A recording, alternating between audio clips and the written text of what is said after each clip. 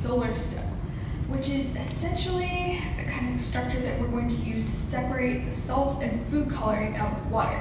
So we're kind of purifying water. So from your kit, you will need your food coloring, and you will also need a large bowl and a small bowl that can fit inside of the large bowl.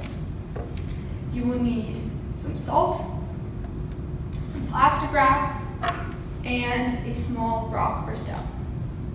So some water too.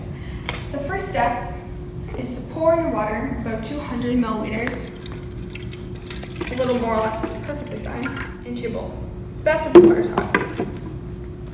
Okay, now you're gonna put your small bowl into your big bowl. So now, what we're gonna do is we're gonna put the salt in the water. And give it a stir. And we're going to add a little bit of food coloring, just a few drops. Stir around. Perfect. Okay. So now, we're gonna get some plastic wrap. Be sure, just be careful. And we're going to put our plastic wrap over the bowl, but we want to make sure that our plastic wrap is as tight as possible in this bowl. So we're going to get it nice and tight. And try to cover as much of the bowl as you can. Okay, just like that. So now you're going to put your stone, or your little rock, over the small bowl. It's going to make the plastic dip down like this. If the plastic isn't dipping down, you can try to make it a bit looser. So you might have to play around a little bit to make sure it's right. Okay, so now you're going to take this outside on a really warm day, and you're going to put it outside for at least 2 hours.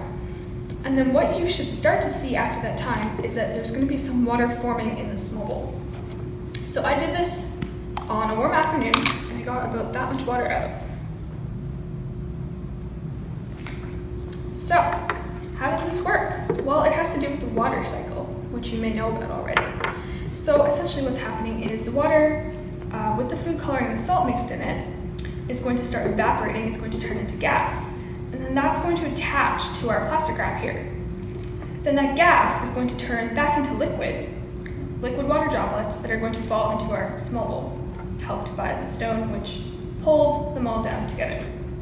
So, if you used regular table salt, you can taste with your finger the salt water out here and the water in here, and you should notice it's less salty, and that's because the salt won't come along with the water when the water evaporates.